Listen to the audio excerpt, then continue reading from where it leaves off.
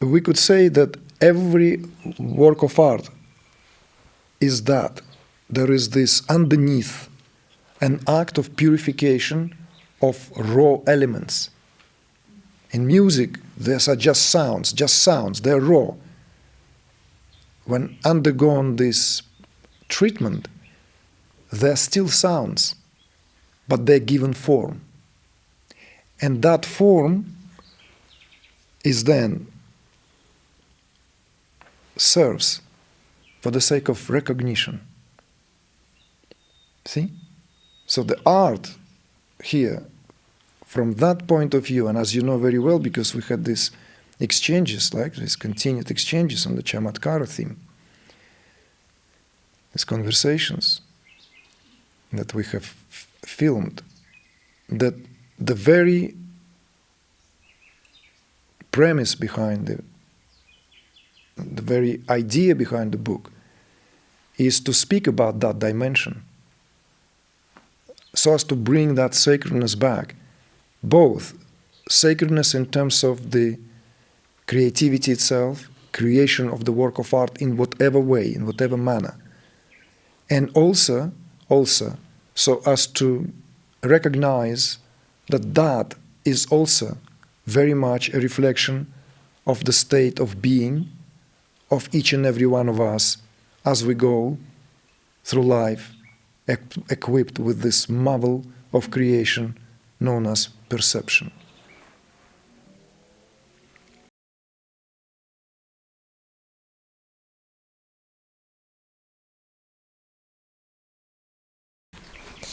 Just a quick question about form.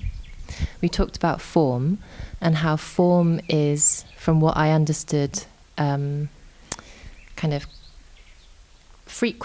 it's made of frequencies, or kind of frozen, not frozen, it's a solidified crystallized, or crystallized, morphed. Yeah, and assembled. So that's what I understood what form is. And when you're talking about creativity and how there's a great joy in kind of breaking that form, expanding. There's the limitations and the going beyond the form. And when that happens, there's great joy. Have I understood that right? I'm not sure if I understand you in turn. Breaking, could you just clarify what do you mean by breaking form? Not breaking form. Just a classic example of, say, a painting. So the form is the physical form of what a painting is, like a physical thing, and by pouring yourself in it, creating something, you transcend form. You transform the boundaries of what that form is. Okay, so this is not a quick one. This is a big one. It's a big question. We've talked about this, so it requires some attention here. It requires real few things here to. So the form, like right, when we talked about sacred geometry, remember during the 4 days, form in essence is sound condensed as matter. So everything is made out of sound vibrations, absolutely everything. Everything is a shimmering sound. Everything is the field of sound, ocean of sound, pool of sound. And then in that shimmering ocean of sound, there's a continued configuration taking place. Just like in the analogy of the hologram.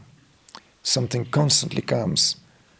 And this is, in a way, the language very fitting. To give an example, if we were to make film, for example, on anime, we could utilize that how the creative aspect, something actually becomes recognizable, created, and then it needs to be sustained at least for some time, so that created is crystallized, morphed into something.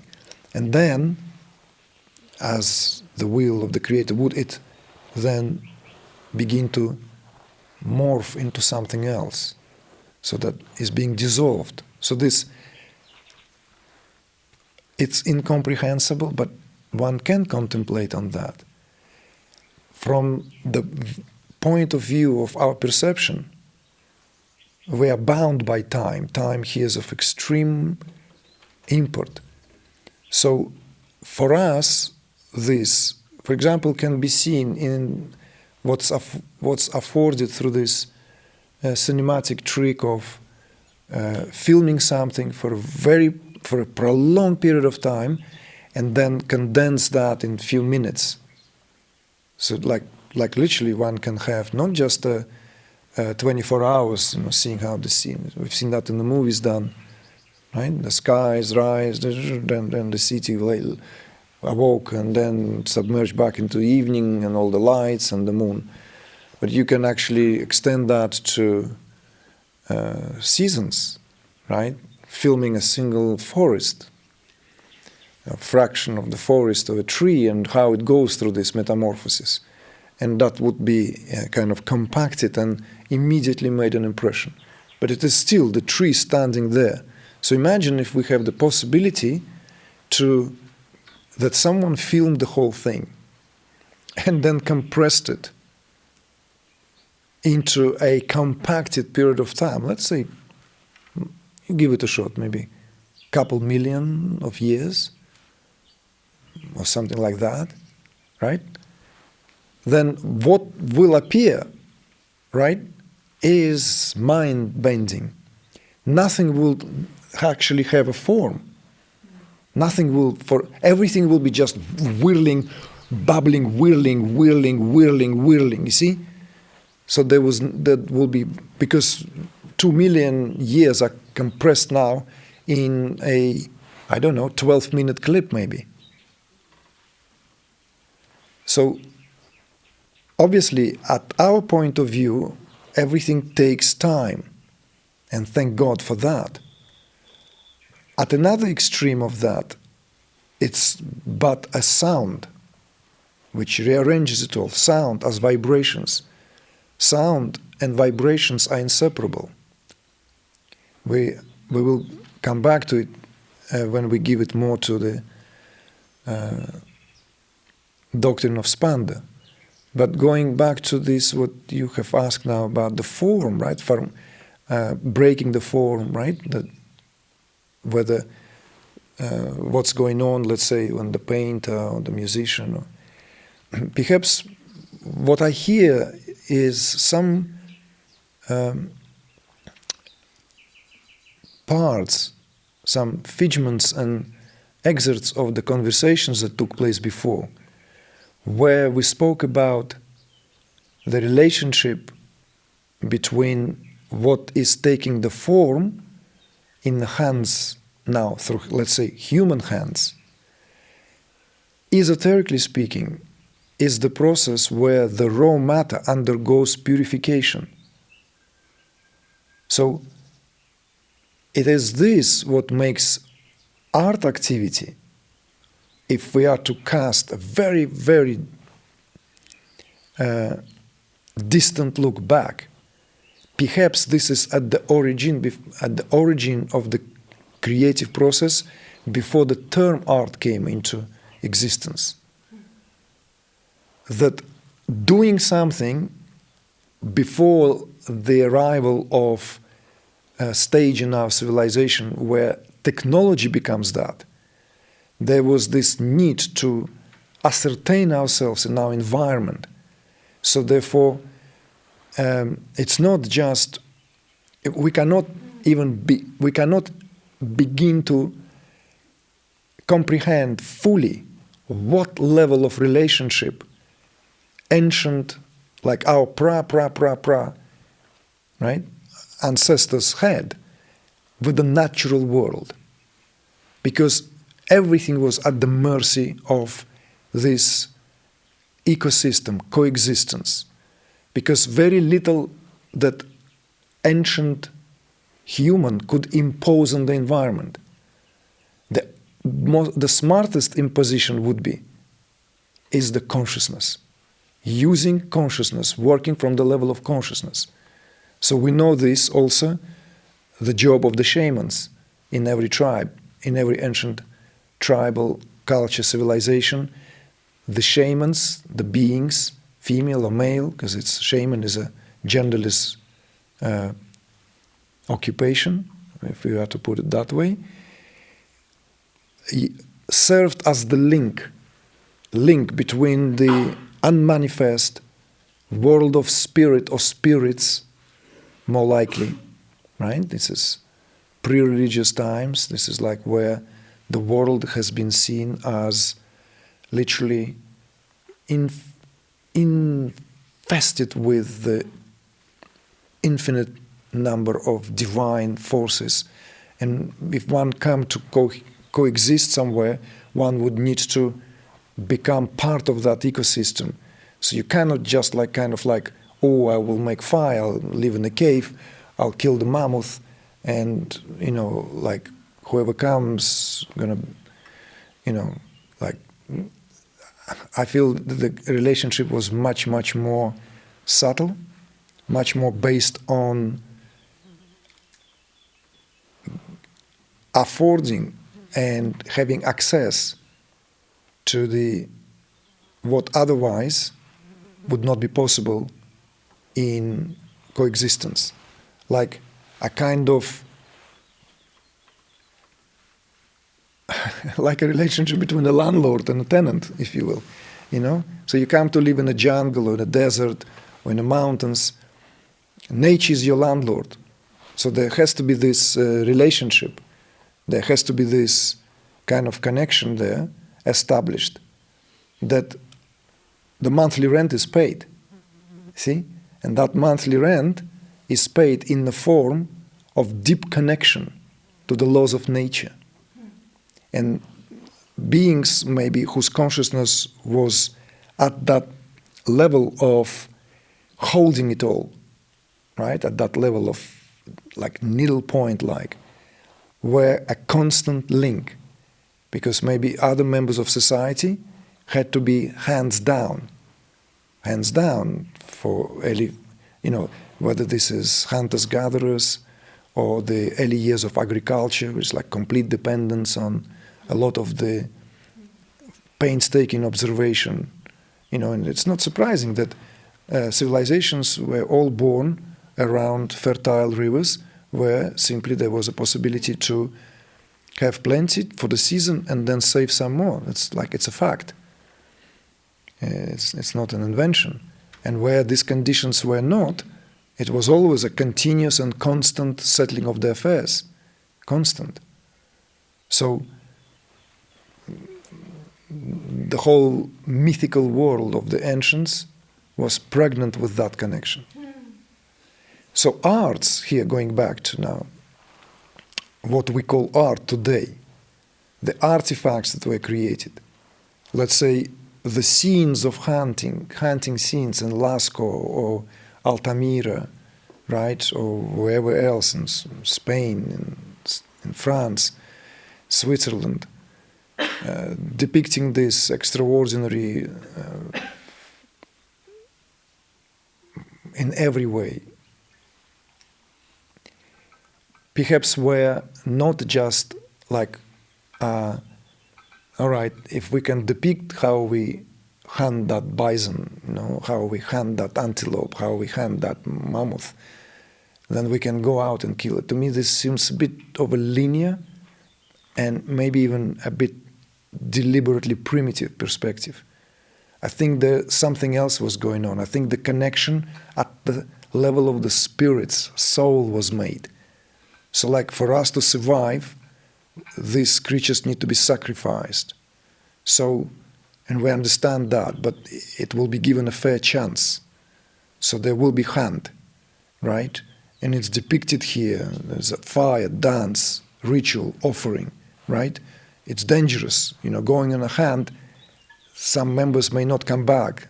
Some of them come back injured.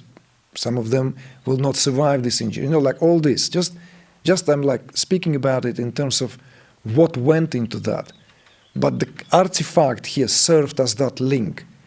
And something else happened.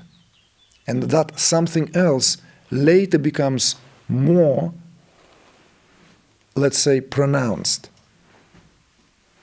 In the earlier cultures where we have this, let's say,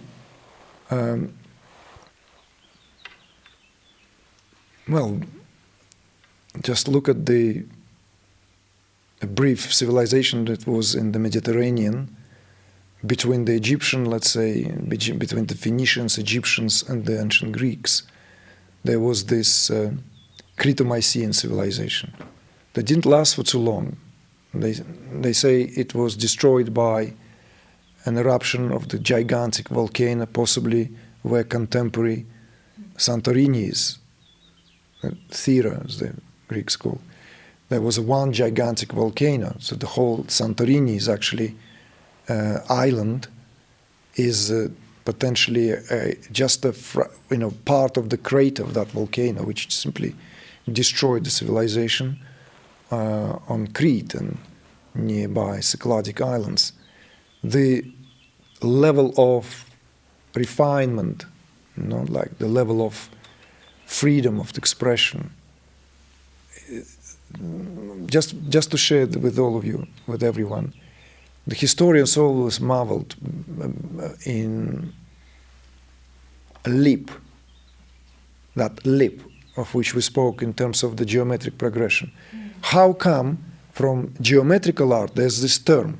There's a term in art history, if you study the history of Western civilization from, let's say, both anthropological or, let's say, specifically art point of view, there is this phase of archaic period, archaic Greece, which is coinciding with a geometrical period.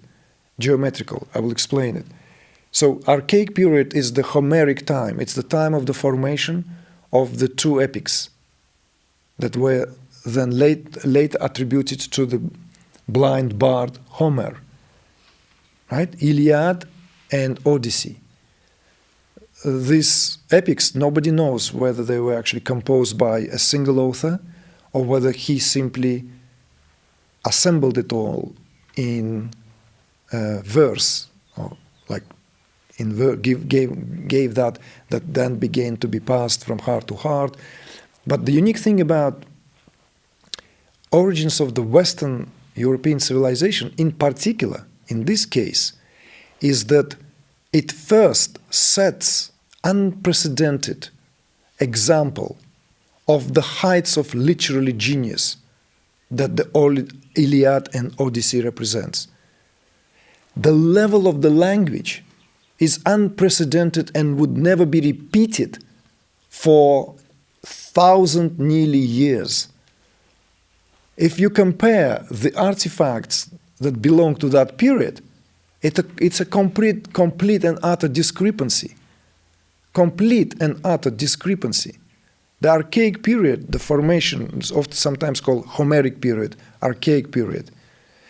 It coincides with geometric art, where like these amphors, these large vase-like structures vessels, containers to keep olive oil, wine, right, were made and decorated with very primitive geometrical-like drawings, which were much more primitive than anything remotely close to Egyptian hieroglyphs. Egyptian hieroglyphs next to that is like, I don't know, a high art. So at that time when Homeric hymns were formed, there was nothing in the visual arts that was on par with that quality of self-expression. More about it later, why that is unique, because this is also linked to form. really linked to form, very interesting. Why that happened to first on the level of the language, and what also links the origins of the Western European civilization with another great civilization. But there was this window of the Crete-Mycenaean period, which was very short and abruptly interrupted by natural calamity. The historians also wondered, they always looked for some kind of signs of imminent destruction by invaders. More primitive maybe tribes that came from the mainland Greece, as there were a series of the migrants, right? The modern Greeks are not descendants of these ancient cultures. They came much later in three principal waves. And that, when we look at this, let's say, geometrical art, and then we look just literally less than 100 years apart, less than 100 years, for the antique world, ancient world, that's nothing. The level of sophistication, and just Google, all of you, just maybe if there is a group, I'll fish out a couple of links and just show you.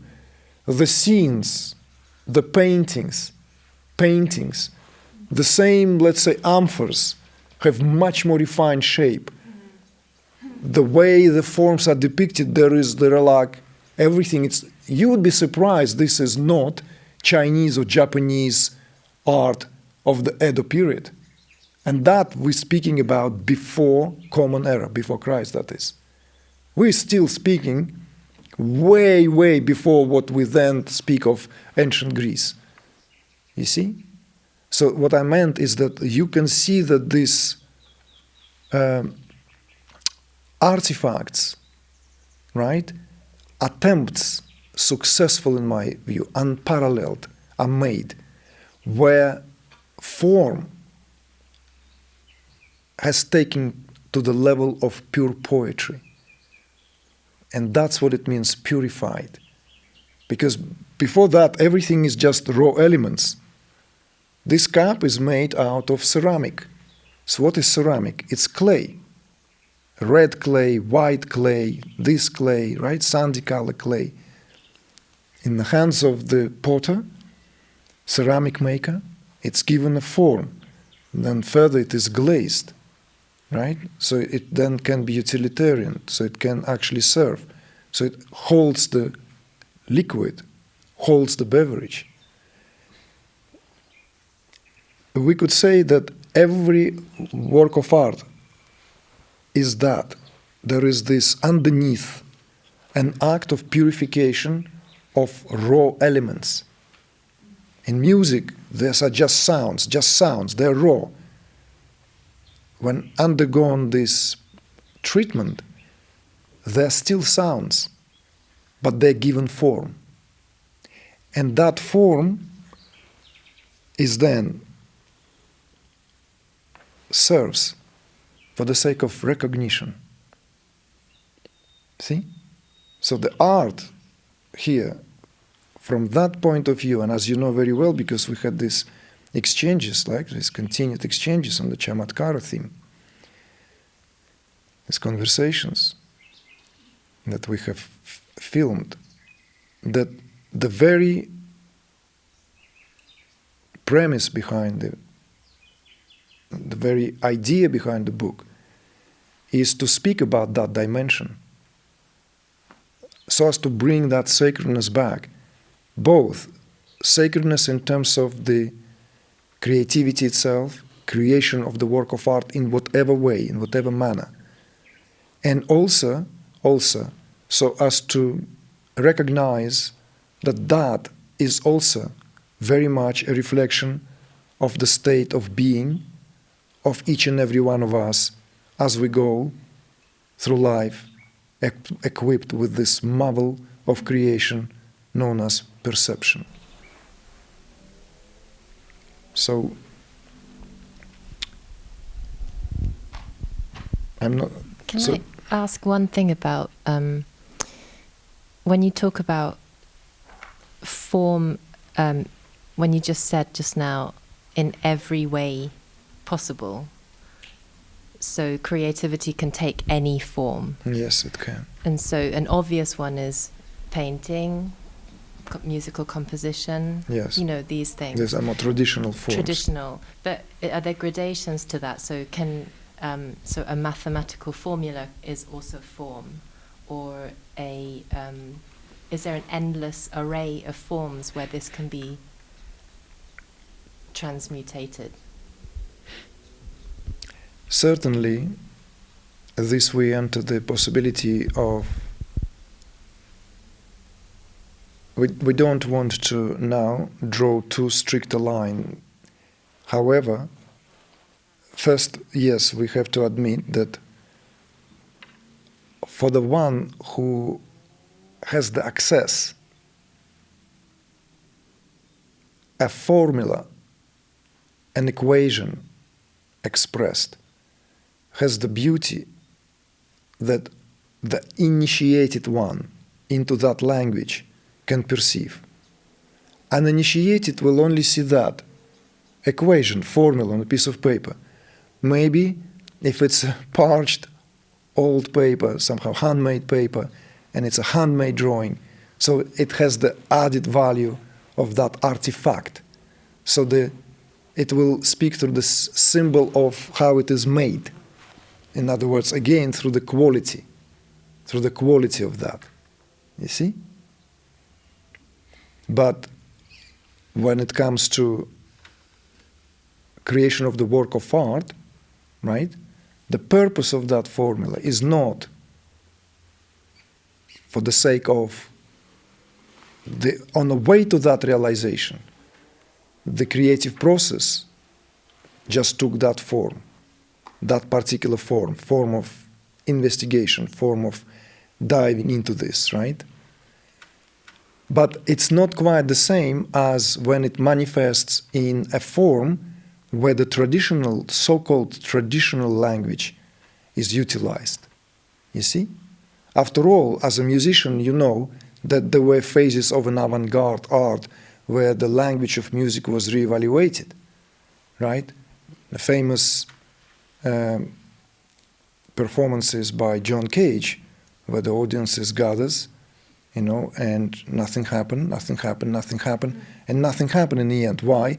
Because the sounds of the concert hall was meant to be that, with all the kind of like, that what, you've been in the concert hall, we know that there is an ambient sound, people settling down, there's a bit of a whisper, but there's, you know, shuffling of the, maybe whatever, this and that, it, like, performance never came into being, but that is the performance. These are the years of the avant-garde, right? Or a concerto for a prepared piano, right? Or the Joseph Beuys's piano wrapped in felt, right? Completely. So these are statements, this kind of performances, this kind of conceptual works of art, not surprisingly, all belong to a certain period. Like, okay, it's fun, it was fun, John Cage, right? Okay, you're not going to performance like that. You know, you can't sell performance like that anymore. It's a once-in-the-lifetime experience to reevaluate, to bring the attention, perhaps to the pause, to the silence. But all musicians knew always that. In all times, every musician knows that they're working with silence. So they're working with pause between the notes, between the sounds. So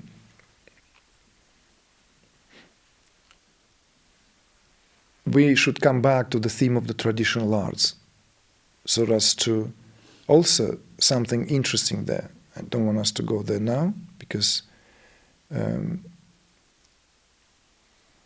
it will be interesting to see how the cyclicity of time, there is the need to reevaluate, and how we return to traditional forms, and how we are particularly now facing this perhaps the end of the euphoria, where there were a lot of end of were prophesized. End of books, as we know. End of visual arts, as we know it. End, because we're entering a digital age.